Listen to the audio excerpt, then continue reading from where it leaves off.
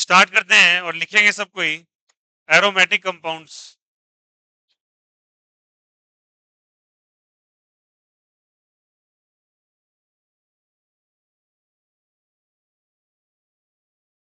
Aromatic compounds.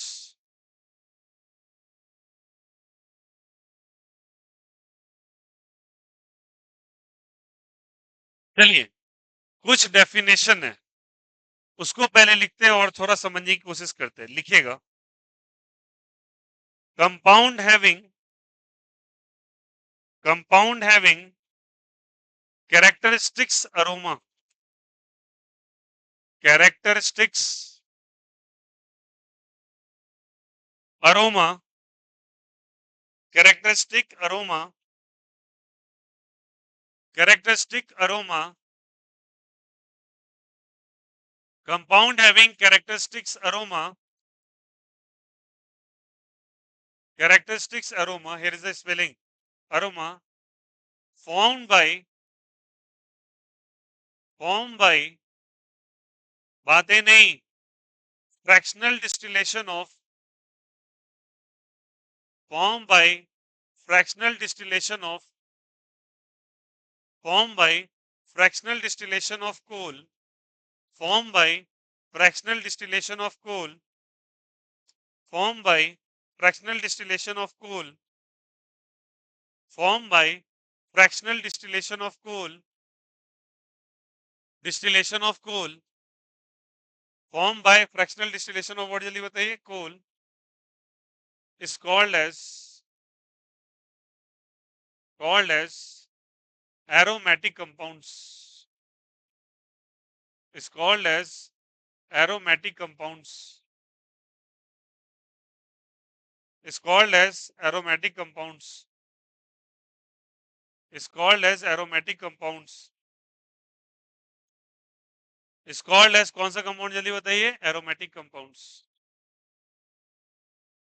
Is it okay? कोई दिक्कत? चलो नेक्स्ट लिखना, नेक्स्ट लिखना, लिखेगा compounds having, compounds having having having diamagnetic, diamagnetic, ऐसे लिखना है, diamagnetic ring current, diamagnetic ring current, compound having diamagnetic ring current, diamagnetic ring current are considered as aromatic compound, are considered as aromatic compound, are considered as aromatic compound, are considered as aromatic compound, are considered as aromatic compound, are considered as aromatic compound, aromatic compound। लिखा, लिखा यहां से, are considered as aromatic compound. लिखिएगा paragraph छोड़ के, the characteristics और property exhibited by aromatic compounds, the characteristics or property exhibited by aromatic compounds, exhibited, the characteristics or property, the characteristics or property exhibited by aromatic compounds, exhibited by aromatic compounds are called as, is called as, sorry for that, is called as aromaticity, is called as aromaticity, is called as aromaticity, is called as aromaticity, is called as what? जल्दी बताइए, aromaticity।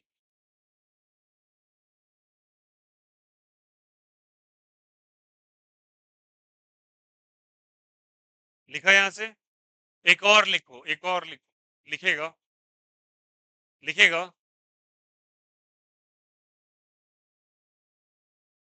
लिखेगा all conjugated compounds, all conjugated compounds, all conjugated compounds, compounds,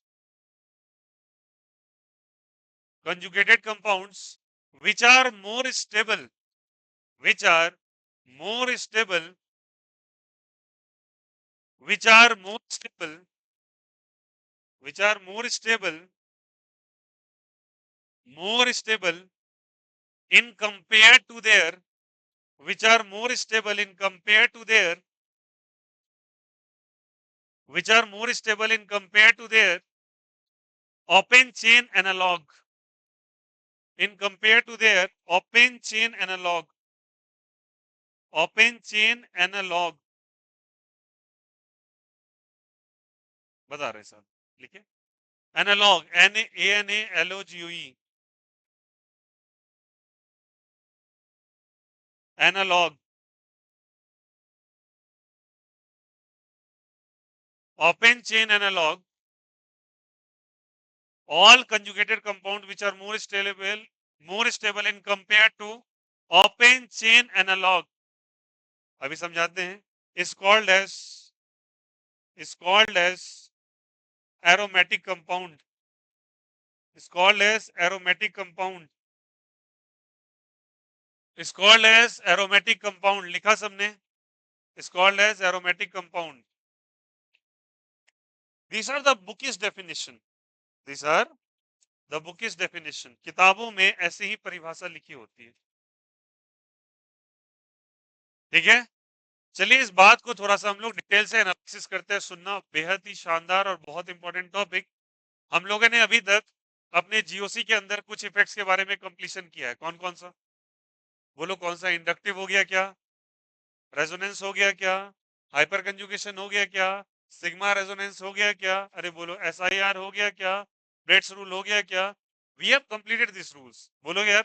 इसके बाद हम लोग बहुत important topic पढ़ने जा रहे हैं, एरोमेटिक कंपाउंड्स, बेहद इंपॉर्टेंट, बेहद खास।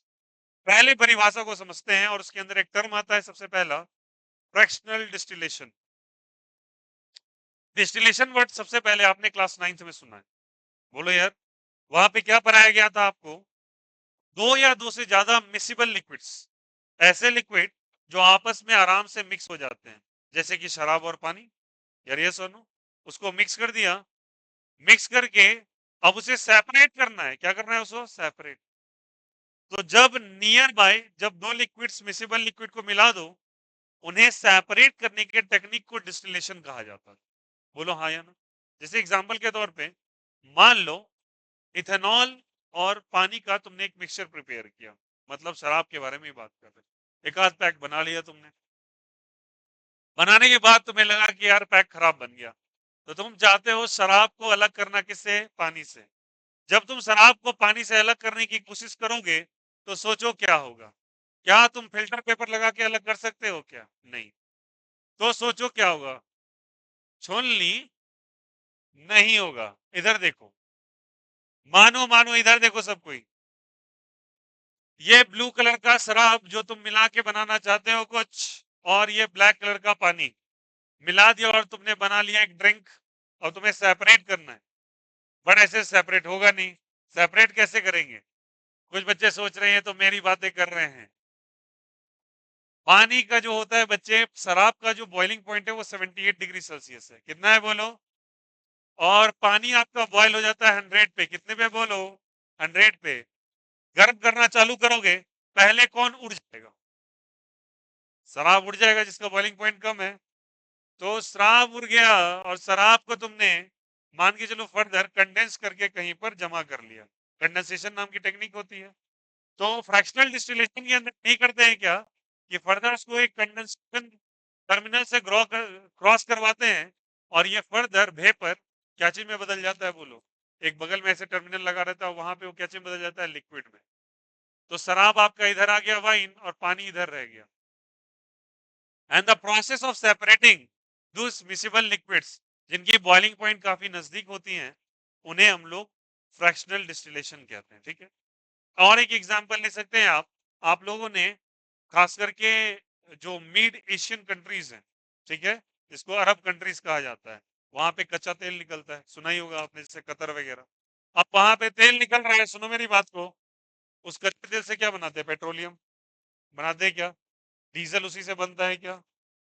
पीजी उसी से बनता है, सीएनजी उसी से बनता है, तमाम और बायोफ्यूल्स बनते हैं उससे, हाँ या ना? ध्यान सुनना, निकलता आपका केवल कच्चा तेल है, करिए सोनो, बट उससे बनने वाली चीजें तो बहुत सारी बन जाती हैं, अकॉर्डिंग टू द यूटिलाइजेशन, अलग अलग उसको यूज करते हैं। इनको भी अलग करने का मेथड किससे होता है, जल्दी बताइए यहाँ से। इन्हें भी अलग किससे किया जाता है बच्चा? फ्रैक्शनल डिस्टिलेशन की मदद से। अब चलिए परिभाषा पे कहते हैं, एक ऐसा कंपाउंड जिसके पास एक कैरेक्टरिस्टिक्स अरोमा हो। अरोमा का मतलब होता है बच्चे एसेंस से, मतलब उनके पास एक पर्टिकुलर एसेंस है, एक खुशबू है, और अरोमा हम ज्यादातर अच्छे खुशबू के लिए यूज करते हैं। तो इसके पास एक अच्छा सा एसेंस है, और उसको आप फ्रैक्शनल डिस्टिलेशन प्रोसेस से सेपरेट कर सकते हो। कौन से प्रोसेस है, जल्दी बोलो? Fractional distillation. Fractional distillation separate कर लो, उसे हम कौन सा कंपाउंड कहेंगे? एरोमेटिक। फ्रैक्शनल डिस्टिलेशन अभी बताया। अब मेरी बात को सुनना अच्छे से। मान के चलो परीक्षा में तुम्हें 4 ऑप्शन आया, और तुम जाके सेलेक्ट करना चाहते हो इनमें से कौन एरोमेटिक है, तो क्या बताओ? क्वेश्चन पेपर को उठा उठा के तुम पता करोगे कौन अच्छा महक रहा है? क्या आंसर आ जाएगा आपका? क्या किताबी परिभाषा तो बिल्कुल सही है, और ये लेबोरेटरी में अच्छा भी होगा, बट क्या थ्योरेटिकल क्वेश्चन बनाने के लिए क्या ये डेफिनेशन काम करेगा? क्या कैसे बताओगे कौन अच्छा स्मेल कर रहा है? समझ में आई बातें? सबको तो नए वाले पेज का स्मेल आएगा, यस और नो? बट ऐसे डिफाइन कर सकते हो, जिस कंपाउंड के पास एक कैरेक्टरिस्टिक्स अरोमा है, और उसको फ्रैक्शनल डिस्टिलेशन से सेपरेट किया जा सकता है, उसे हम क्या कह सकते हैं? कौन सा compound? Aromatic compound. Second definition क्या था? उसके पास डायामैग्नेटिक रिंग कैरेक्टर है। अब ये क्या चीज का परिभाषा है? चलो चलो गौर से देखो, ये क्या नजर आ रहा है तुम्हें? बोलो। साइक्लोहेक्सेन, और बीच में बना दिया गोला। अब बोलो क्या कहलाएगा? ये रिंग है, बेंजीन कहलाएगा क्या? ये क्या बनाते हो तुम बीच में? बोलो। तुम बोलते हो यहाँ पे इलेक्ट्रॉन का फ्लो होता है, किसका फ्लो होता है? इलेक्ट्रॉन फ्लो करता है। इलेक्ट्रॉन के फ्लो के कारण यही तो करते हैं भैया, पाई इलेक्ट्रॉन्स को घुमाते रहते हैं। और बोलो, अगर इलेक्ट्रॉन्स का फ्लो होगा, तो करंट इलेक्ट्रिसिटी में तो यही सिखाया गया है कि अगर इलेक्ट्रॉन का फ्लो होगा तो उससे क्या जनरेट होगा? बोलो। करंट। उससे क्या जनरेट होगा? बोलो। करंट। अगर इलेक्ट्रॉन के फ्लो से करंट जनरेट होता है, then that is basically called as a aromatic compound. But again सोच के बताओ, क्या तुम बल्ब लेके जाओगे अपने पॉकेट के अंदर, और लगा लगा के देखोगे कहाँ पे बल्ब जल रहा है, और जल जाएगा तो वो आंसर हो जाएगा? क्या ये करंट से भी आंसर आएगा? क्या डायामैग्नेटिक किसको कहते हैं ये भी सुन लो। रिंग करंट का मतलब समझ में आया? ये जो करंट बन रहा है वो गोलाकार बन रहा है, it's in the circular shape, so it is called as a ring current. Why it is diamagnetic? Current दो प्रकार के जनरेटेड होते हैं। एक ऐसा करंट होता है जो सिस्टम में किसी चीज को खींचने की कोशिश करता है, और एक ऐसा भी करंट होता है जो किसी कंडक्टर को अपने से रिपेल करता है। क्या करता है? रिपेल। सुनो, एक ऐसा करंट जो अट्रैक्ट करेगा उसका न्यूट्रल करंट हो गया, और जो रिपेल करेगा वो डायामैग्नेटिक करंट होता है।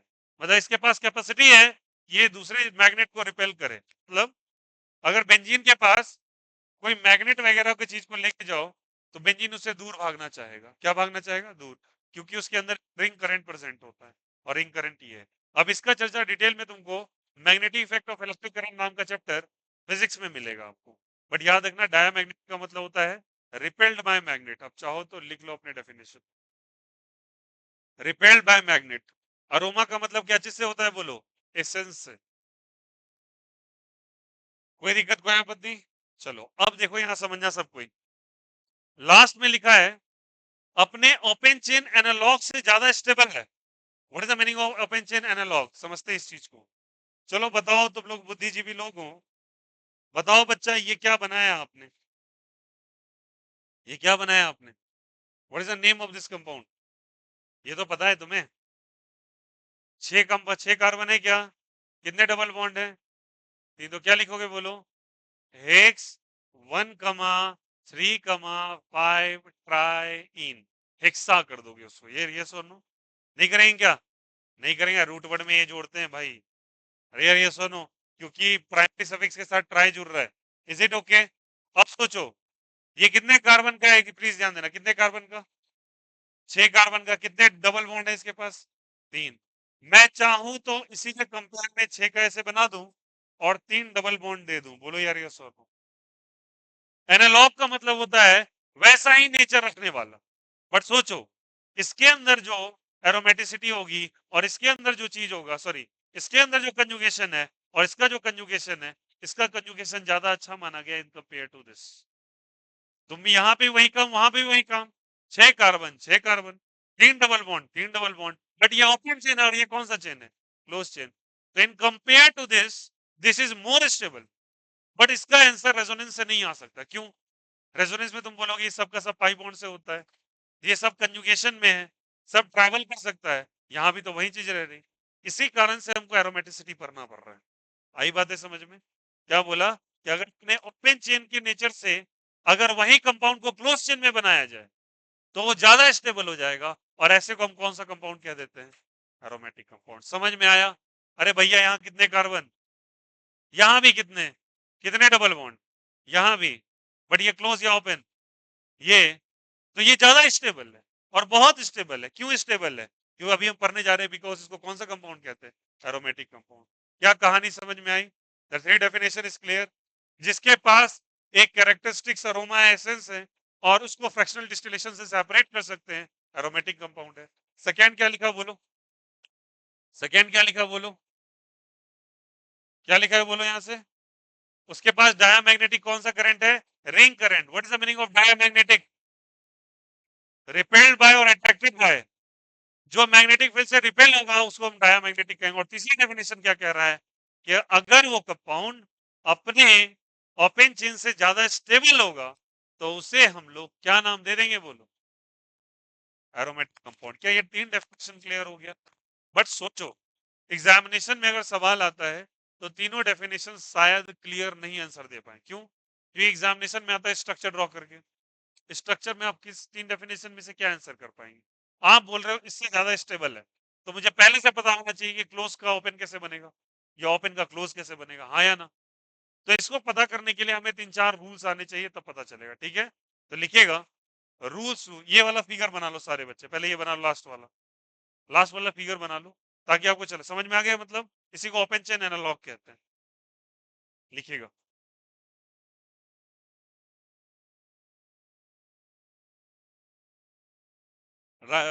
ड्रॉ दिस फिगर, लास्ट वाला।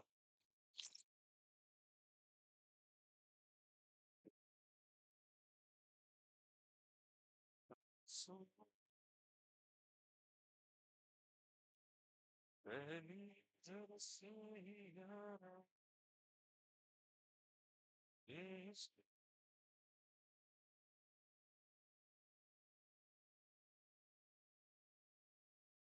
लिखिए,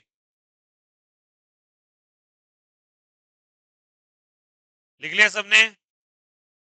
राइट, बनाइए लास्ट वाला। चलिए लिखेगा, रूल्स टू डिटरमीन, स्टार लगाओ और लिखो, rules to determine, rules to determine aromatic compound, rules to determine aromatic compound, rules to determine aromatic compound, rules to determine aromatic compound, rules to determine aromatic compound. बातें नहीं, rules to डिटरमीन कौन सा compound, चलिए बताइए? Aromatic compound. Aromatic compound को पता करने का क्या क्या तरीका होना चाहिए? चलिए पहला लिखेंगे, the compound must be cyclic. Compound must be क्या, जल्दी बताइए? Cyclic. Compound must be cyclic. Cyclic का मतलब क्या समझ रहे हैं आप लोग बोलो? क्लोज रिंग या ओपन रिंग? क्लोज रिंग या open ring? Close ring, very good. तो मस्ट बी क्या, जल्दी बताइए? साइक्लिक।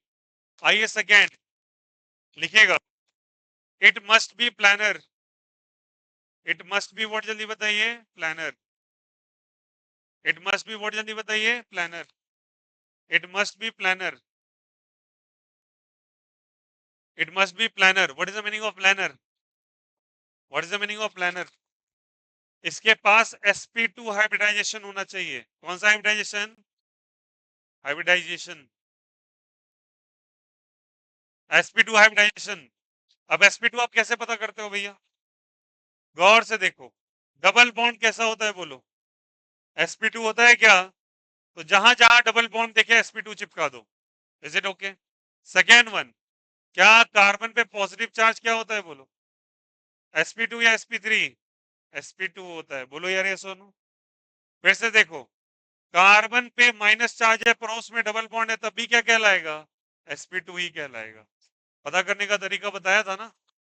डबल बॉन्ड तो sp2, प्लस चार्ज तब भी sp2, डबल बॉन्ड के पड़ोस में माइनस चार्ज भी sp2।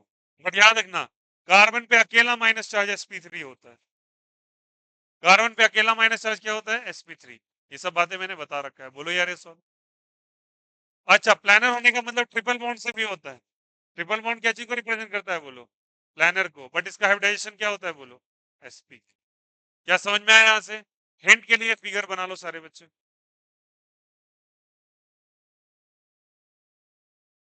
It must be planar. Planar होने के लिए हाइब्रिडाइजेशन क्या होना चाहिए? sp2 और sp भी चलेगा। क्या चलेगा बोलो? sp।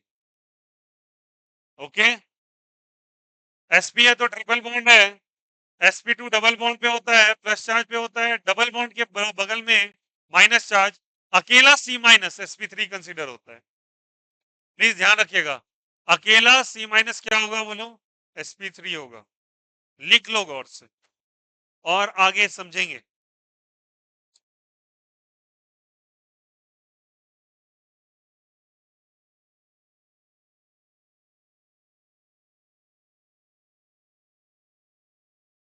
क्या सभी को ये बातें समझ में आई? बोलो भैया, is the concept is clear to everyone? हाँ या ना? क्लियर है सभी को? चलिए नेक्स्ट लिखा, यहां से थर्ड लिखो। थर्ड लिखेगा, थर्ड कंडीशन। थर्ड कंडीशन, पहला चेक करना है साइक्लिक है या नहीं है। सेकेंड क्या चेक करोगे? प्लानर है या नहीं है। प्लानर में कौन सी हाइब्रिडाइजेशन होनी चाहिए? sp2 या फिर sp भी चलेगा क्या? और sp2 कैसे पहचानते हैं? मैंने सारे फिगर्स लगभग बना दिए। देखो फिर से नेक्स्ट, बातें नहीं।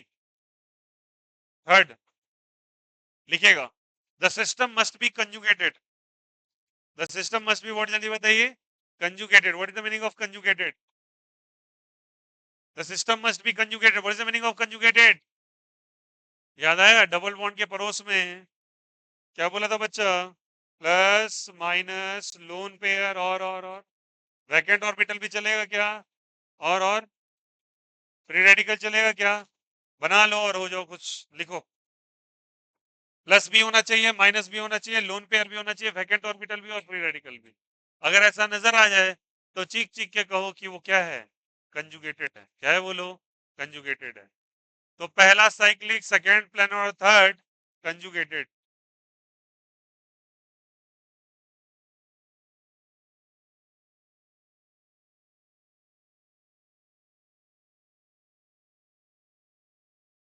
ये हो गया क्या?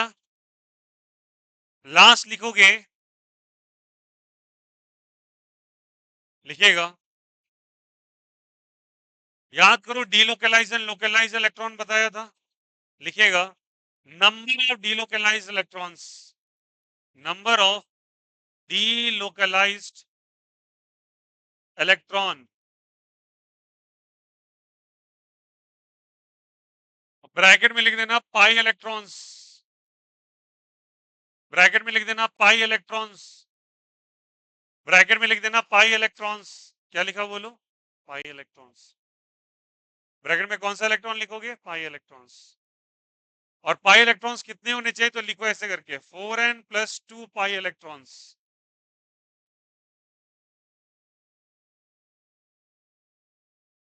4n plus 2 pi electrons. लिखा सबने? And this is basically called as, इसका नाम होता है बच्चे, इसे कहते हैं हकल नंबर। Huckel's number. लिखो सब कोई, this called as a Huckel's number. कौन सा नंबर कहलाएगा जल्दी बताओ? Huckel's number. And what is Huckel's number? जल्दी बोलो। 4n plus 2 pi electrons. 4n plus 2 pi electrons. 4n plus 2 pi electrons. लिखा? एन का वैल्यू 0 भी डाल सकते हो, 1 2 3 4 डॉट डॉट डॉट। एन का वैल्यू 0 डाल के देखो तो बोलो सबको कितना हो जाएगा, बोलो 2, फिर 6, फिर 10, फिर 14, फिर 18। बोलो आया समझ में? अर्थमेटिक प्रोग्रेशन का सीरीज कॉमन डिफरेंस 4 का। बोलो यार ये सोनो, राइट डाउन दिस, इतने इलेक्ट्रॉन्स होने चाहिए।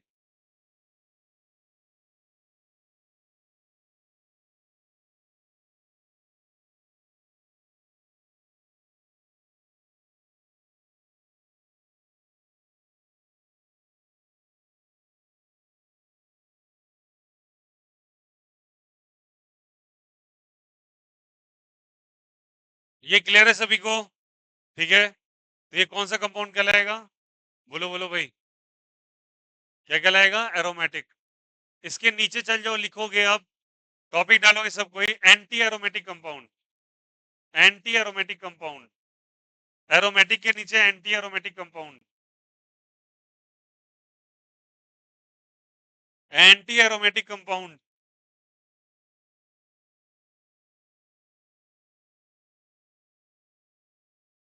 एंटी एरोमेटिक कंपाउंड, सारे बच्चे ध्यान से, एंटी एरोमेटिक कंपाउंड पहला लिखो, एंटी एरोमेटिक कंपाउंड फर्स्ट लिखो। पहला वाला कंडीशन क्या है बोलो? साइक्लिक, तो यहां भी होगा साइक्लिक, लिखो, लिखो साइक्लिक, पहला साइक्लिक, तो यहां भी साइक्लिक लिखो, पहला साइक्लिक। एंटी एरोमेटिक में पहला लिखो साइक्लिक, पहला लिखो साइक्लिक, लिखा। सेकेंड लिखोगे प्लानर, वहां भी सेकेंड प्लानर है, यहां भी सेकेंड प्लानर है।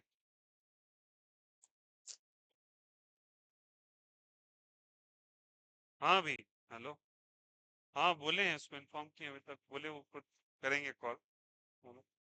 देखिए तो बोल रहे करेंगे, तो करेगा तभी। हेलो, हाँ, अच्छा देख लेते हैं, सुनिए ना, वैसे 11 बजे तो मिल लेना।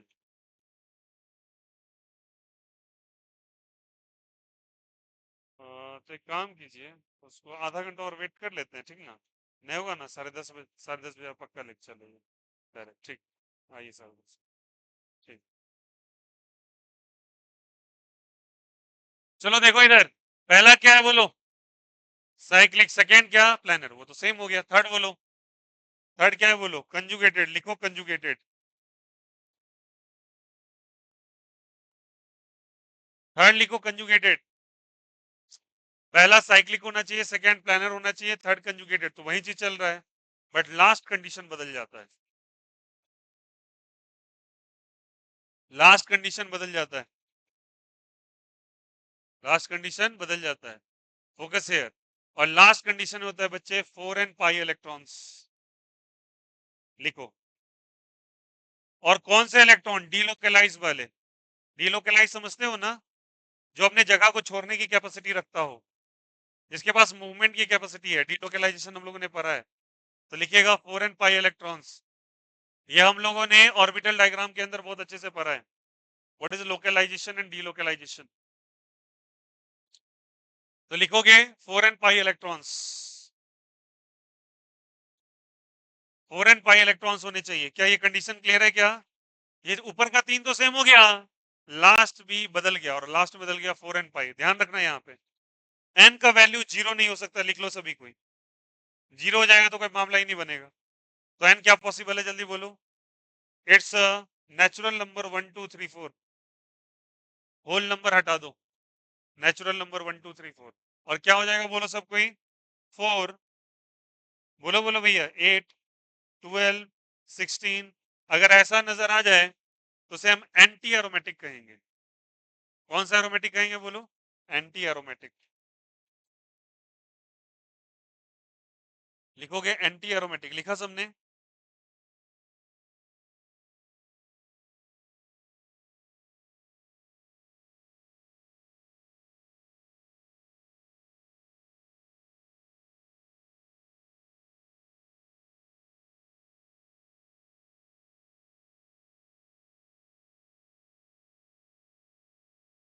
लिखिएगा, एक एरोमेटिक और दूसरा क्या चीज, एंटी एरोमेटिक।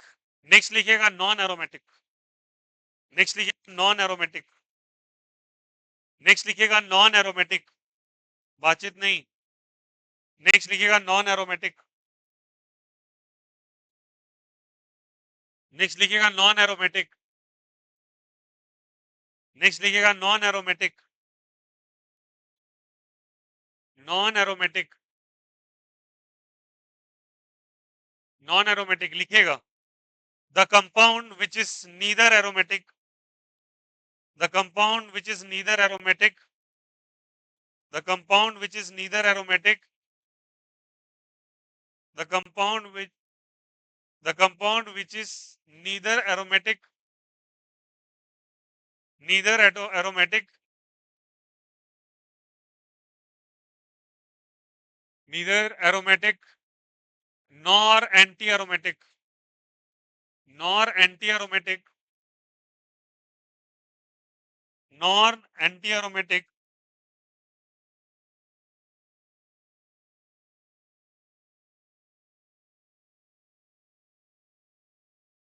लिखिएगा, may or may not be stable at room temperature,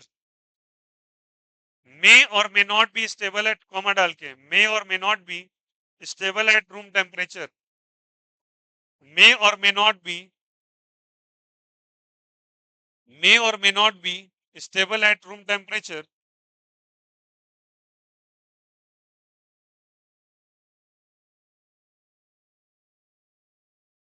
ठीक है, may or may not be stable at, what जल्दी बताइए, room temperature, and generally non-planars, and generally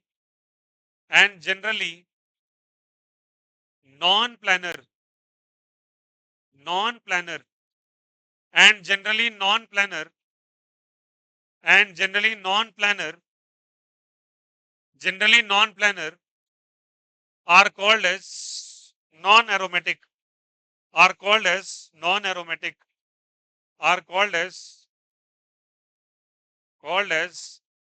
non-aromatic, are called as non-aromatic, are called as non-aromatic, are called as non-aromatic,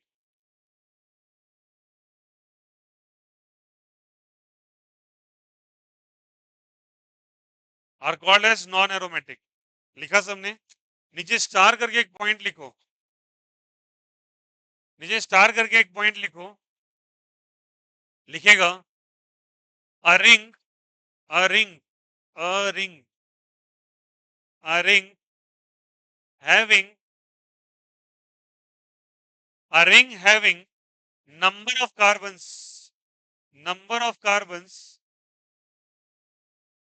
greater than equal to 8, लिखो, a ring having number of carbons greater than equal to 8, having number of carbon greater than equal to 8, ऐसे करके, having carbon greater than equal to 8 are generally considered as aromatic or non-aromatic.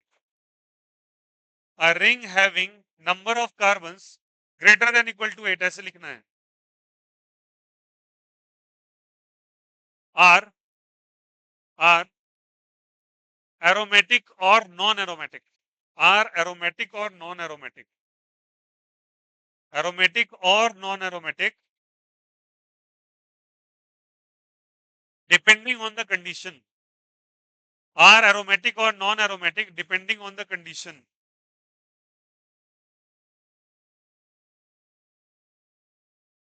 aromatic or non-aromatic depending on the condition, aromatic or non-aromatic depending on what, जल्दी बताइए, condition, aromatic or non-aromatic depending on condition, aromatic और क्या चीज, non aromatic depending on what, जल्दी बताइए, condition. इस बात पे निर्भर करता है कि कंडीशन कैसा है, उसके बेसिस पे एरोमेटिक और नॉन एरोमेटिक डिसाइड होता है। क्लियर हो गया यहाँ से?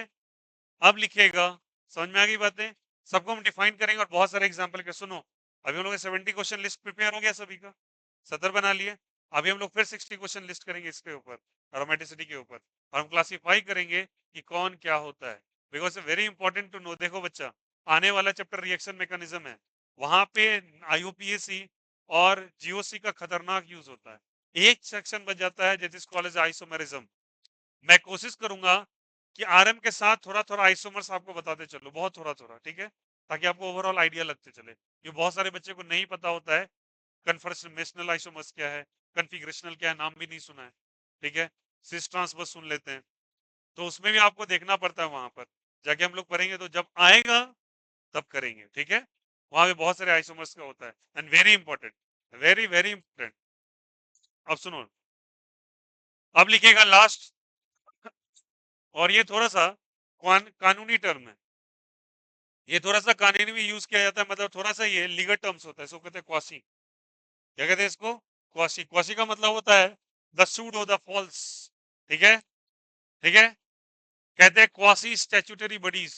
क्वासी स्टैट्यूटरी बॉडीज उसे कहते हैं जिनके पास कोई संवैधानिक राइट्स नहीं होते हैं, बस उसे इसलिए बनाया जाता है ताकि एक सर्टेन रूल एंड रेगुलेशन को एक पर्टिकुलर एरिया में इंप्लीमेंट किया जा सके। जैसे बात मान के चलो, मिनिस्टर को मतलब है कि 4 पुलिसकर्मी को लेके एक पर्टिकुलर चीज के लिए लगा देना, ठीक है, इन्वेस्टिगेशन पर्पस के लिए। मान के चलो कोई घटना घटी, तो वो एक बना सकता है बॉडी, उसको क्वासी स्टैट्यूटरी बॉडी कहते हैं, फॉल्स स्टैट्यूटरी बॉडी।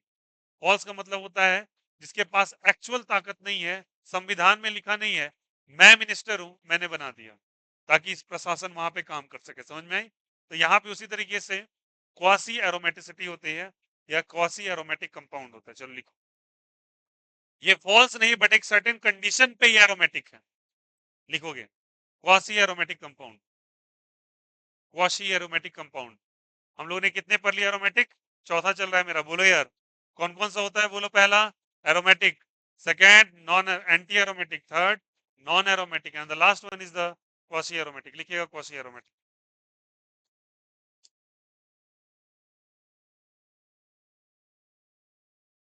लिखिएगा क्वासी एरोमेटिक कंपाउंड, लिखिएगा, लिखिएगा the aromatic compounds which shows its aromaticity, the aromatic compound which shows its aromaticity, the aromatic compound which shows its aromaticity, the aromatic compound which shows its aromaticity, the aromatic compound which shows its aromaticity, लिखिए the aromatic compound which shows its aromaticity, aromaticity लिखा यहाँ से, which shows इस word जल्दी बताइए, aromaticity, the aromatic compound which shows its aromaticity on dispersion of electrons, on dispersion of electrons, on dispersion of electrons, on dispersion. Dispersion का मतलब होता है मूवमेंट, डिलोकलाइजेशन, डिस्पर्शन बच्चा ऐसे लिखोगे, dispersion of electron, on dispersion of electron. हम लोगों ने कंजुगेटेड नॉन कंजुगेटेड सिस्टम पढ़ा था ना, तो वहां जो इलेक्ट्रॉन का मूवमेंट था उसको डिस्पर्शन ही तो कहते थे, मूवमेंट ऑफ इलेक्ट्रॉन, डिलोकलाइजेशन, तो dispersion, migration. Okay, these are certain terms, सब सिनोनिम्स हैं। समझ में आई बातें यहाँ से? तो डिस्पर्शन ऑफ इलेक्ट्रॉन्स के कारण अगर किसी के अंदर एरोमेटिसिटी आ जाए, है नहीं बट आ जाए, तो उसको हम लोग क्या कह देंगे? Quasi aromatic. वही बोला मैंने कि तुम्हारे पास कानूनी ताकत है नहीं, बट एकाएक तुमको किसी इंस्पेक्टर को, ऐसा मान लो कि किसी बगीचे का बड़ा बगीचा था आम का और वो गवर्नमेंट का फील्ड है, और मान लीजिए एक ऑफिसर बैठा हुआ है और मिनिस्टर को बोलता है अरे ये आम के बगीचा पे ध्यान देना, अब तुम्हारा यही काम है, उसको दे दिया वो ड्यूटी। आप भाई प्रशासनिक आदमी को वो काम तो है नहीं, बट अब मिनिस्टर साहब कह दिए तो मानो। समझ में आई बातें? That is the basic thing. आपको जबरदस्ती का पावर थमा दिया जाता है, चलो करो काम ये, ठीक है। कल के दिन प्रधानमंत्री गड्ढा खोदो योजना को आया, ठीक है, अब चल रहा है खुदाई। अरे समझ में आ रही बातें? अब वहां पे ऑफिसर लगे, अब पता नहीं किसको लगाए किसको लगाए, अब उसके चलते कोई एग्जामिनेशन लेंगे, बहाली करेंगे, तो उससे अच्छा क्या करते हैं, 4 प्रशासनिक लोग को उठाते हैं, डाल देते हैं। कभी कभी देखा होगा आप लोगों ने, जिनके पापा टीचर्स होंगे, उनको क्या करते हैं, इलेक्शन ड्यूटी में लगा देते हैं, लगा देते हैं ना। तो इलेक्शन ड्यूटी काम है टीचर्स का? नहीं ना काम है। तो वो election commission of India is very powerful body. ECI जो होता है, 2-3 बॉडी इतनी ताकतवर होती है इंडिया के अंदर कि भाई उसे गलती से नहीं लगना, पहले ईसीआई से लगोगे कुछ गड़बड़ी करवा देगा स्टार्टिंग में इलेक्शन के टाइम में। पॉलिटिशियंस भी थोड़ा ईसीआई से बच के रहते हैं। इलेक्शन कमीशन ऑफ इंडिया एक होता है, और आप उसको क्या कहते हैं, comptroller and auditor general of India, very very strongest body. उसी को पता है कि कितना खर्च कहाँ पे जा रहा है सरकारी कोष से, और सरकारी कोष में सम लाख एंड लाख करोड़ प्रेजेंट होते हैं। उसकी पूरी डेटा निकालता है, उसको कैग कहते हैं, ऑडिटर जनरल। सबसे बड़ा पद है इकोनॉमिक्स का, मतलब अगर वहां आईएएस बन के आप उसमें लास्ट में जा सकते हो, लास्ट लास्ट रिटायरमेंट के टाइम में 5 साल के लिए बना देगा कैग का पोजीशन।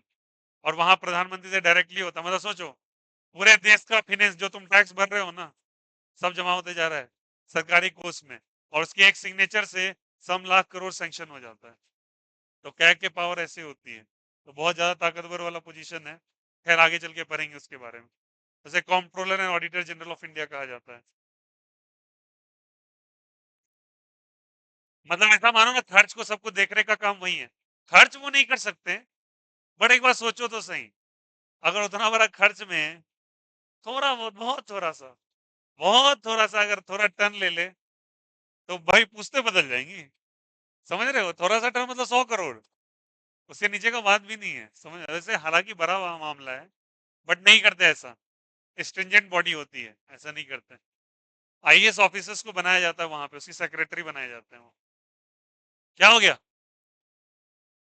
अब मैं इनको बोल रहा हूँ और सुनाई दे। और तो सिलेबस, अरे ये बोल रहा था कि भाई बड़ी पोजीशन वाली बॉडी होती है, क्या कहते हैं उसको? इसे कहा जाता है comptroller and auditor general of India.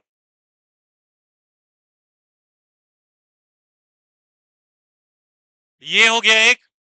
उसके बाद सुन लो सारे बच्चे, अगर आपको लाइफ में इंडियन गवर्नमेंट के अंदर अगर बड़े पोजीशंस पे जाना है, तो दो तीन बता देता हूँ। एक तो कैग, दूसरा ECI, election commission of India. समझ रहे हो भाई, इलेक्शन का ताकत है तुम्हारे पास, देसी से कंट्रोल हो रहा है। इसके ऑफिसर्स बनना ही जस्ट लाइक किसी भी पार्टी को इधर से उधर सुना देना बैठे बैठे, कोई कुछ नहीं कर, क्या करेगा भाई? तुम सेंट्रल बॉडी हो, मैं ही इलेक्शन में ऊपर से कोई आदेश दे दिया तो क्या कर लोगे मेरा?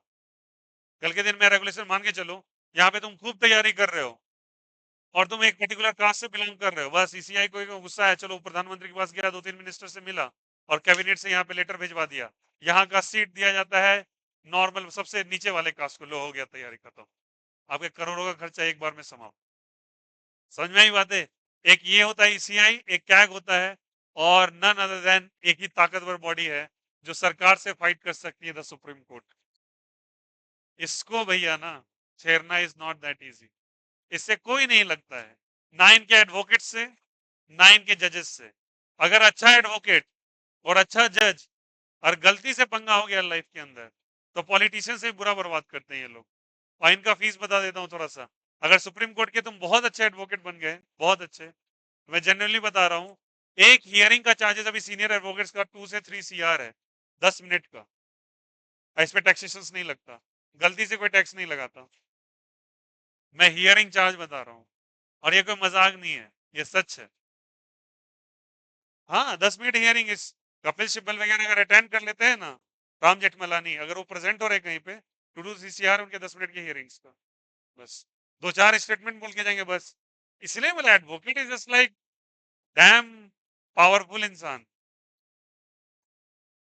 तुम मूवीज में देखते हो ना, एक नेता और लीडर बैठे होंगे, पॉलिटिशियंस आर पावरफुल, ठीक है, सही बात है, उसके आसपास में जरूर एक एडवोकेट बैठा हुआ काला कोट, श्योर, क्योंकि वही सब देख रेख करता है कानूनी मामला को। और यही एक ऐसा डिपार्टमेंट जिसको प्रशासन से कोई डर नहीं है, कोई डर नहीं, कोई पुलिस आ जाए कोई लेना देना नहीं है, ठीक है, बोलेंगे अभी लेके चलना है चलो, उसके बाद देखना क्या होता है।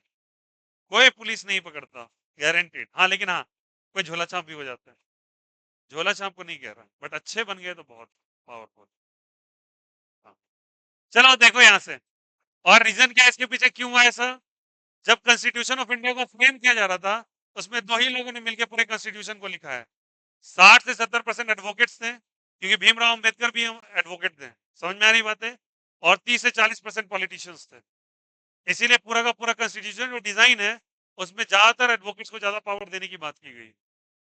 बोलेगा अच्छा ये करना भी जरूरी था, नहीं करेंगे आप तो बिना लॉ कानून के सब डांस करेगा आके मार्केट में, इसका समेटने के लिए पावर दिया गया है। इसलिए ज्यादातर एडवोकेट्स ने अपने फेवर में सब कुछ लिख दिया। That is a basic thing. अच्छा एक चीज इंपॉर्टेंट है, बैठे बैठे ईसीआई के सेक्रेटरी को, इलेक्शन कमीशन ऑफ इंडिया को, कैग को और सुप्रीम कोर्ट के जज को किसी कीमत पे उनके पोजीशन से डिसमिस नहीं कर सकते आप, किसी कीमत पे नहीं। अगर ऐसा होगा तो पूरा पार्लियामेंट में हंगामा मच जाएगा और एक साथ सबको एक साथ जुट होना पड़ेगा, मतलब पूरे पॉलिटिकल लीडर्स एक साथ, राज्यसभा विधानसभा के और सुप्रीम कोर्ट का जज अकेला एक साथ, अगर उन सब ने एक साथ में इसके अगेंस्ट में डिसीजन दिया तभी होगा। और प्रॉब्लम यहाँ पे ये है इंडिया के अंदर 543 वोटिंग सीट्स चाहिए, मतलब 543 लोगों को मनाना पड़ेगा उसको हटाने के लिए, वो भी पॉलिटिशियंस को। समझ रहे हो कितना टफ टास्क है, साले एक को नहीं मनाने में यहाँ तो हालत खराब हो जाता है, एक एमएलए एमपी को मनाने में वो साले बैठे हुए member of parliament having the huge participation, वो सुनने वाले ही नहीं किसी का, वो अपने साला 10 बार इलेक्शन जीत के आए हुए हैं, उनको सब घाट घाट का पानी पता है, मानेंगे नहीं। इसीलिए आज तक रिकॉर्ड है, सुप्रीम कोर्ट के जज को रिमूवल का नियम लिखा हुआ है, बट आज तक सुप्रीम कोर्ट का कोई जज हट नहीं पाया है। आप हटा, वो अपना रेजिग्नेशन दे दे अलग बात है, बट उसको हटा नहीं सकते। Even not the president of India has a power to remove the supreme court. आप प्रेसिडेंट से ऊपर कोई पद है ही नहीं, प्रेसिडेंट के पास भी कैपेसिटी नहीं है।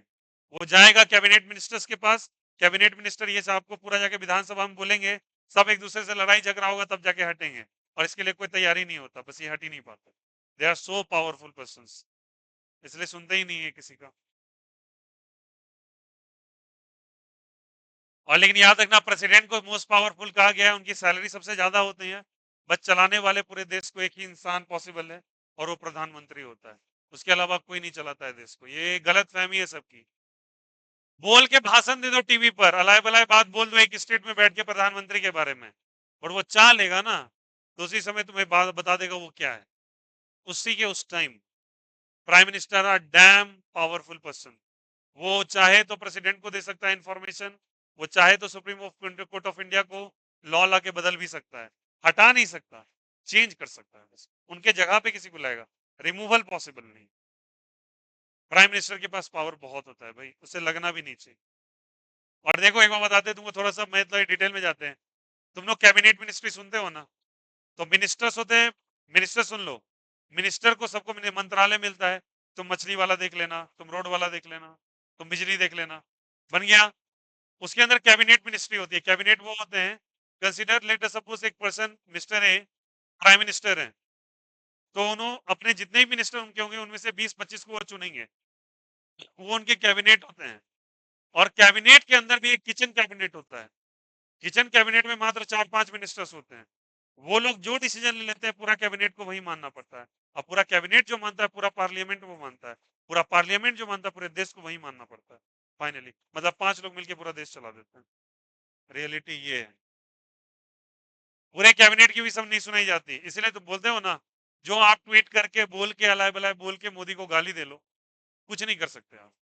वो चाहेगा आज एक नियम लाएगा और सब कुछ बदल देगा बैठे बैठे। आप हल्ला करते रहो, खूब ट्वीट करो, खूब यूट्यूब इंस्टाग्राम हल्ला करते रहो, कुछ नहीं सुनवाई होने वाला, मेजोरिटी विंस। इंडिया का कॉन्स्टिट्यूशन ही ऐसा है।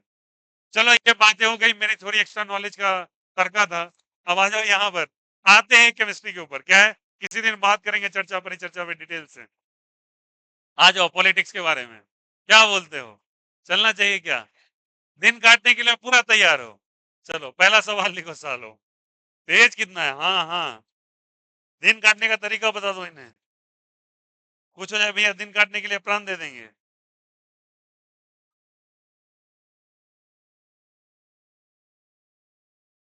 हाँ हाँ, तो चला जाए देखा जाए, आ जाओ, आओ बोलो सब कोई। मैं स्ट्रक्चर बनाऊंगा और आप आंसर करेंगे, चलिए बनाया स्ट्रक्चर, रुको रुको रुको रुको रुको, आप बोलेंगे बस आंसर, पहले देखो उसके बाद कॉपी करना। क्या ये साइक्लिक नजर आ रहा है तुम्हें? अरे हाँ या ना? मोहन प्यारे, इधर देख लो, तुम अलग ही दुनिया में, इधर देखो। साइक्लिक है क्या बोलो, साइक्लिक है बोलो, ठीक है। प्लानर है, ये क्या है बोलो, sp2 sp3, ये भी, प्लस वाला भी, तो प्लानर है या नहीं है? साइक्लिंग हो गया, प्लानर हो गया, तीसरा क्या देखते हैं, कंजुगेटेड, डबल के पड़ोस में, डबल के क्या चीज में, पड़ोस में।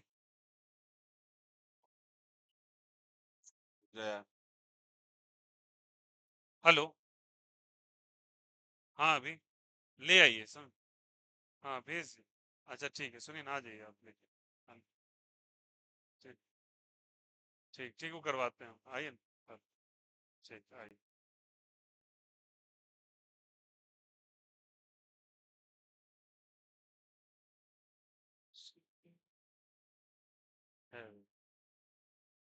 है रुको ना यार, पेमेंट आया हुआ है। क्या? अब आ रहा है आवाज? मुझे इधर भी देखना पड़ता है ना भाई, आ जाओ। चलो साला मैं ही सफिशिएंट हूँ, बोलो यार। साइकिलिंग है या नहीं है? प्लानर है या नहीं है? प्लानर हो गया, साइकिलिंग हो गया, तीसरा क्या देखते हैं? डबल के बगल में प्लस है क्या? बिल्कुल, डबल के बगल में प्लस तो कंजुगेटेड भी हो गया यार। उसके बाद क्या देखते हैं? नंबर ऑफ इलेक्ट्रॉन्स, कितने घूम सकते हैं? क्या सिग्मा घूमते हैं या पाई घूमते हैं? पाई। यही पाई घूमेगा। और हर एक बॉन्ड के साथ कितने इलेक्ट्रॉन्स? दो। तो क्या दो हक्कल नंबर में आता है क्या? चारों कंडीशन हो गया क्या? ये क्या कहलाएगा? एरोमेटिक या नॉन एरोमेटिक? लो हो गई कहानी पूरी, अरे बोलो हाँ या ना। कोई दिक्कत? चलो आगे और करें क्या? हल्ला नहीं, हल्ला नहीं इधर। ओए, बोलो, तुम्हारे मन में जो है बोलो। पहला बोलो साइक्लिक। प्लानर। प्लानर है पक्का? लोन पेयर के बगल में डबल बॉन्ड है, sp2 ही होता है। ये क्या होगा बोलो? sp2। अरे भैया लोन पेयर या फिर माइनस चार्ज के बगल में डबल बॉन्ड sp2 ही होता है। ओके। सेकेंड क्या? कंजुगेटेड, कंजुगेशन हो ही रहा है। थर्ड देखो, अब बोलो। फोर्थ। दो ये है, बट चाहे तो दो ये भी आ सकता है। अरे यार हाँ या ना? ये इलेक्ट्रॉन फिक्स वाले या माइग्रेशन वाले? ये घूम सकते हैं ना? अरे रेजोनेंस करेंगे ना? याद आया कुछ? इसमें रिपल्सन होगा तो यहाँ पे माइनस और यहाँ पे प्लस, प्लस माइनस मिलके बॉन्ड बना लेगा क्या? तो ये घूमने वाले हैं। तो दो इधर से और दो, दो और दो, चार को क्या कहते हैं? Very good, anti aromatic. अरे हाँ या ना? तो एरोमेटिक और एंटी एरोमेटिक हो गया क्या? हाँ, ये थर्ड देखा जाए। Uncle aromatic. आज अंकल एरोमेटिक। चलो बोलो पहला, फटफट आंसर करो, बोलो। साइक्लिक है? कंजुगेटेड है? कंजुगेटेड? कंजुगेटेड नहीं है क्या? प्लानर चेक कर रहे हैं, कंजुगेट है क्या? अरे दो दो साइड से कंजुगेटेड है। प्लानर भी है क्या? क्या? हक्कल नंबर दो है या चार है? दो ही है बस, ये प्लस वाले तो नहीं होते हैं। तो दो कौन सा नंबर है? हक्कल नंबर। एरोमेटिक या एंटी एरोमेटिक? कोई दिक्कत? एक और करेगा क्या ऐसा? आ जाओ फोर्थ नंबर। लो स्वादानुसार सवाल पकड़ो और आंसर लेके आओ, चलो बोलो। बोलो बोलो बोलो। साइक्लिक है क्या? Second planner? sp2 होगा। डबल होने पर sp2 प्लानर भी है। फिर बोलो। कंजुगेटेड भी है। कितने घूमने वाले हैं? छह, वेरी गुड। दो, दो चार, दो छह। छह कौन सा नंबर है? एंटी है? अंकल है? एरोमेटिक है? एरोमेटिक है। अरे नहीं आया, कोई दिक्कत? जज्बाती ना बने और सही आंसर लेके आए। चलो आ जाओ। होल फोल नहीं, होल फोल नहीं।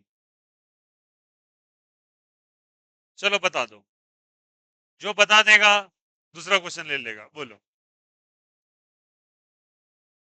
नॉन एरोमेटिक है पहले आंसर। साइक्लिक है क्या है? प्लानर है? प्लानर है? यहाँ ये क्या है? ये क्या है? हमें क्या चाहिए था? तो क्या पॉसिबल है क्या? नो सर, तो मतलब पहले ही गलत हो गया और प्लानर नहीं बचा। ना तो एरोमेटिक ना एंटी एरोमेटिक, क्योंकि तीनों कंडीशन होने चाहिए पहले। तो बचा क्या? कौन सा एरोमेटिक? तो ना इधर का ना उधर का, नॉन एरोमेटिक। बीच का, ये कौन सा बात हुआ? सिक्स। अरे आया नहीं आया? रेडी है क्या आप लोग? आप लोग अच्छे बच्चे हैं, चलो बताते जाओ। मैंने मजाक किया। आ जाओ। लोन पेयर आंसर बताओ। बोलो बोलो। चीख चीख के बोलते रहो। एरोमेटिक है क्या? कैसे साइकिलिंग दिख रहा है क्या? कोई बोला साइकिल में छेद है। बना लीजिए पंचर। अरे साइकिल में छेद है, अरे साइकिलिंग भी होगा, साइकिलिंग होगा क्या? सेकेंड बोलो, प्लानर या नॉन प्लानर? अरे sp2, sp2। और लोन पे पड़ोस वाला भी sp2। यस सर, sp2 बोल, sp2। और ये भी क्या चीज, प्लानर भी हो गया क्या? फिर बोलो, कंजुगेट है क्या? कंजुगेटेड भी हो गया। और क्या होगा, कितने इलेक्ट्रॉन्स घूमने वाले? दो, दो चार, दो छह, क्या हो गया क्या? कौन सा? कोई दिक्कत? बड़े खुश हैं सब। हेलो। अरे आप आते ही नहीं, हवा पानी देते रहते फोन पर।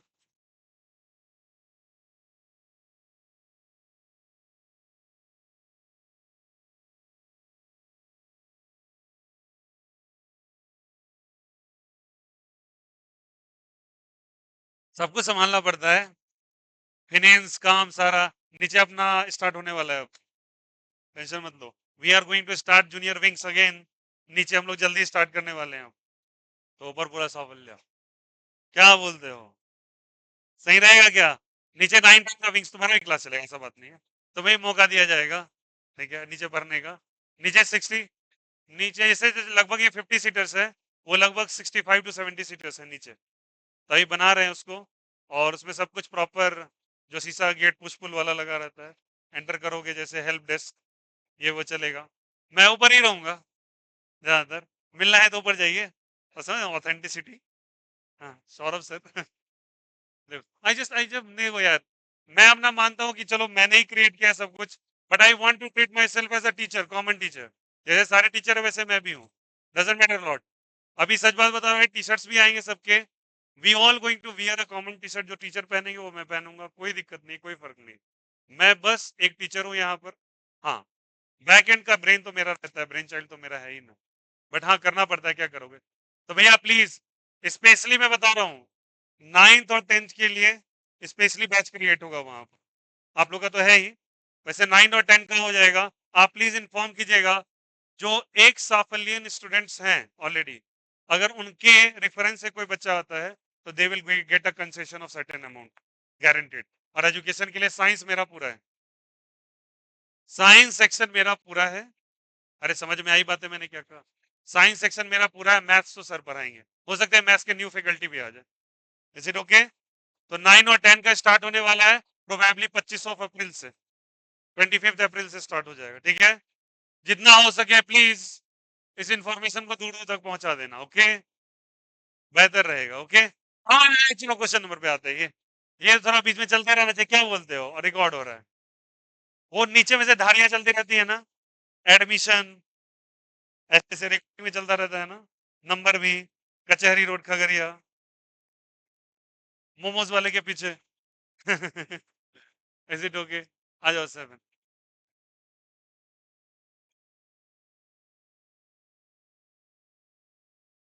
चलो बताना सबको ही,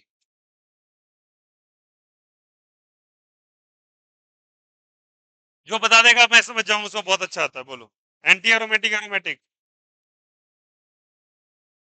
आओ भाई गौर से देखो, बोलो क्या? साइक्लिक, प्लानर होगा क्या? ये sp2 है, sp है, sp3 है, ये sp है। अरे sp2 ही होगा, लोन पेयर कंजुगेशन में है। नहीं आया, चलो फिर बोलो, बोलो बोलो बोलो, क्या चीज कंजुगेटेड है क्या? अब बोलो, कितने इलेक्ट्रॉन्स हैं? 8 या 6?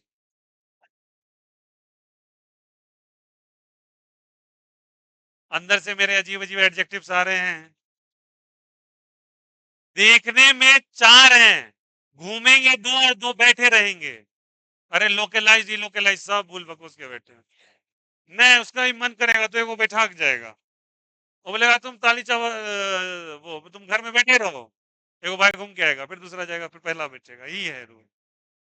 ई डिलोकलाइज, इसको लोकलाइज कहते हैं। हम सब भूल के बैठे हुए हैं, आप कुछ भी पूछ लेंगे हम सब भूल जाएंगे। अरे बोलो यार ये सोनू, ये लोकलाइज है डिलोकलाइज है? मैंने आपको कहा था डी लोकलाइज वाला, आप बोलो कितने हैं? दो, दो चार, छह ही हुए ना। एरोमेटिक या नॉन एरोमेटिक? क्या सभी को ये क्लियर हुआ क्या? हेलो। हाँ अभी क्लास में है। हाँ, आ गए आप क्या?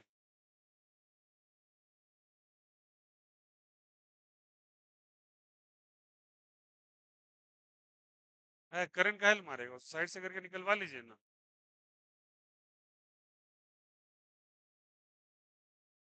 तो फिर तो बांस खरीद के लाना पड़ेगा, और क्या उपाय?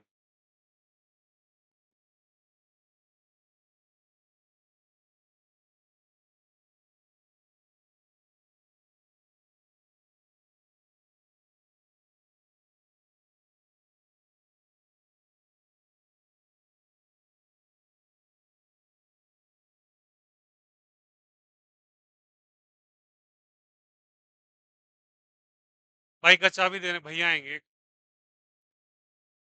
चोट लग जाएगी। अभी अभी आएंगे। चलो देखो इधर से।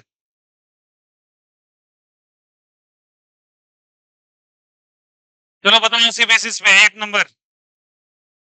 आप डायरेक्टली आंसर करो, बोलो क्या? Direct answer. Direct answer. Aromatic है? सोच लो। एंटी एरोमेटिक, नॉन एरोमेटिक या एरोमेटिक? नॉन क्यों? क्योंकि ये क्या है? sp3 हमें चाहिए नहीं। Non aromatic is the right answer. अरे बोलो हाँ या ना। ये बताओ 9 नंबर, सारे बच्चे देख के आंसर बोलो।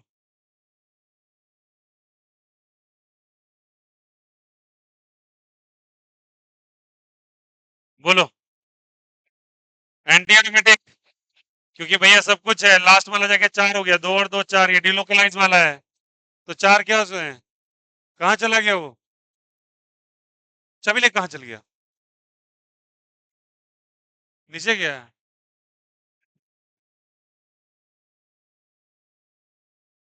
साला अलग ही दुनिया में है वो।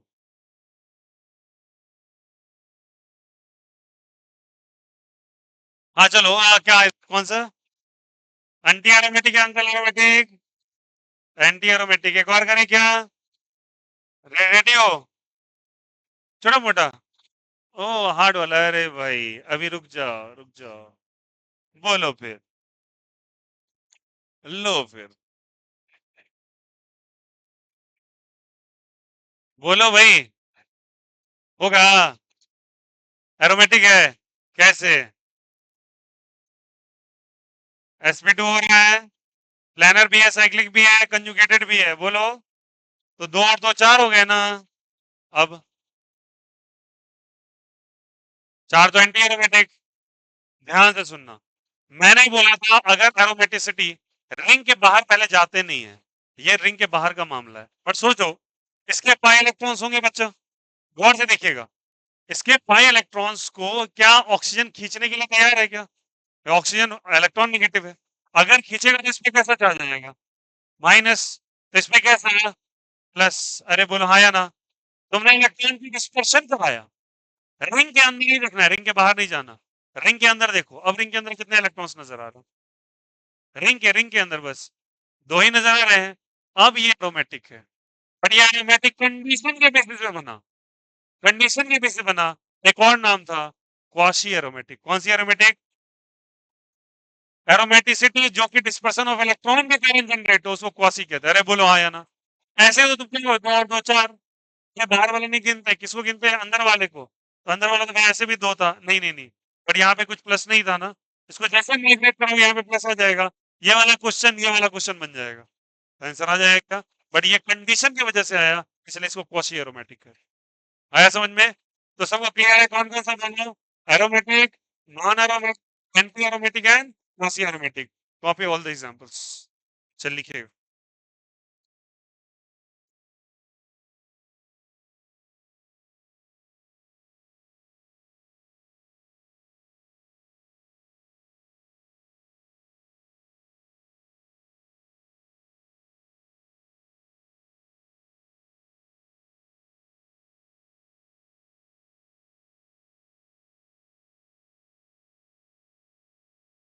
इसकी है ख्वाहिशें आ मिल गए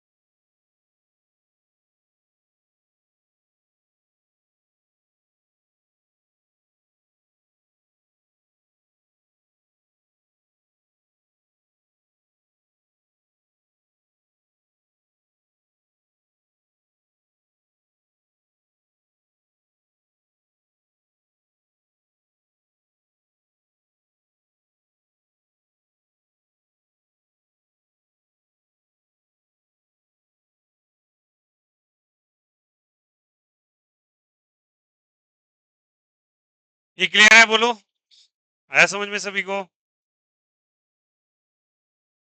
डिफिकल्ट है? आसान है? आसान है? चलो, दो चार और कर लें, ऐसा क्या? चलिए बताइए, उसी बेसिस पे आंसर कीजिएगा, बोलिए।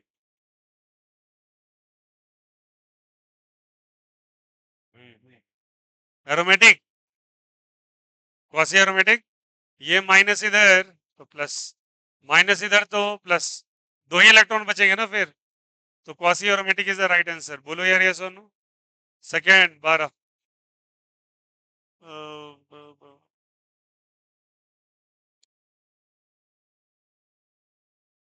आंसर एंटी, एंटी एरोमेटिक या एंटी एरोमेटिक? दो, दो चार, दो छः। कहाँ पूछा? वो पूछ ली क्या? चेंज कर दे क्या? आ जाओ, चेंज कर देते हैं। तुम बोल दिए तो बदल ही डालते हैं। थोड़ा हार्ड वाला चाहिए, इजी तुमको अच्छा नहीं लग रहा, क्या बोलते हो? बोलो तो। अब सीख गए तुम लोग क्या? क्या चीज हो जाएगा? ये सब इजी लग रहा है, मतलब कुछ बचा ही नहीं? पक्का? गारंटीड? तैयार हो? बोलो अब।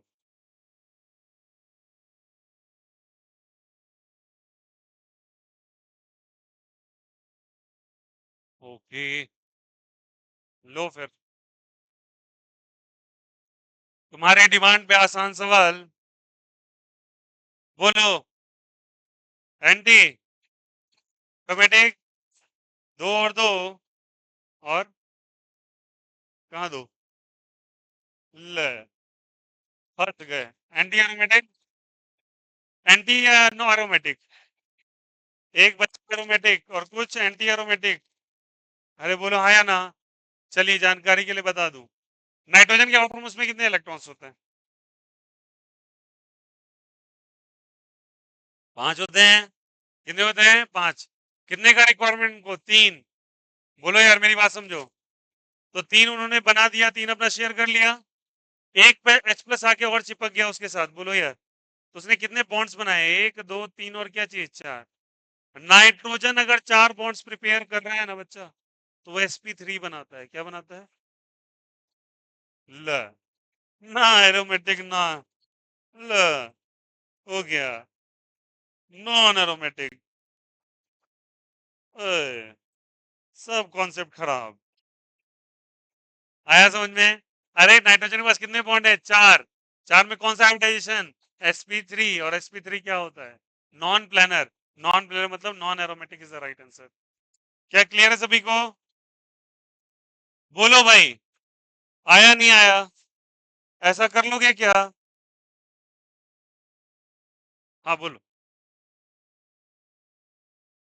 sp4 नाम की कोई चीज नहीं होती है। अबे sp3d होता है भाई मेरे।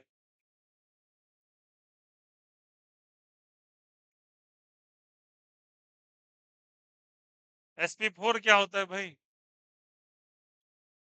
sp3d हो जाएगा।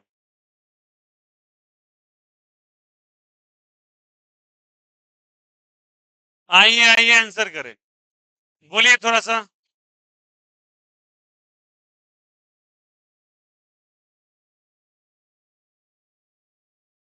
एंटी अंकल क्या? बोलो, अरे बोलो। दो, दो चार, दो छः, नहीं है दो। सुनो, बाहर में है यह, एक से एक है। ए लो बाहर में, यही लिख दिया। बोलता है बाहर में है। अलग ही खेल पर है। वो देख रहा है बाउंड्री के बाहर कौन है, तरफ जाओ, इधर से उधर तरफ जाओ, देखो उसको लेके आओ इधर। अब, अरे सुनो, अरे किसी के पास लोन पेयर है जिसके पास कौन सा बॉन्ड है? डबल बॉन्ड लोन पेयर को जाने, इलेक्ट्रॉन नेगेटिविटी हाई होती है, लोन पेयर को पकड़ के रखता है, ये लोकलाइज्ड है और ये वाला डीलोकलाइज्ड है, फिर फंस गए। अरे आया नहीं आया, बताया था ना, डबल बॉन्ड के साथ लोन पेयर माइग्रेट नहीं करता, मुझे वो लोन पेयर चाहिए जो माइग्रेट कर सके। तो ये है पड़ोसी वाला, इसके पड़ोस में तो ये है, बट इसके साथ डबल बॉन्ड भी तो है। अरे हाँ या ना, तो ये लोकलाइज्ड है, डीलोकलाइज्ड नहीं है। Answer is 2 2 4 2 6, answer is aromatic. लो तुमने ही मांगा था अच्छा सवाल, तो लो, आया समझ में? चलो करो कॉपी, करो कॉपी और हो जाओ कुछ।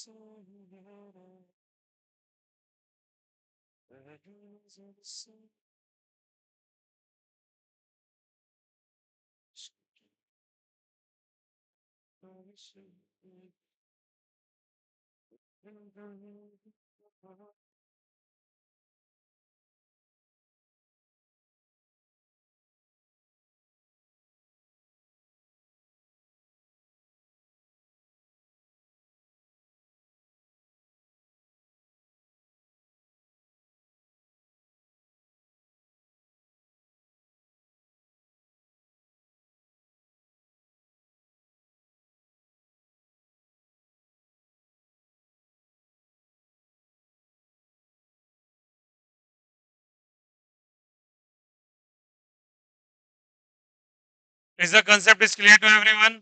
अरे बोलो हाँ या ना। चलो, चलिए कल मुलाकात करते हैं।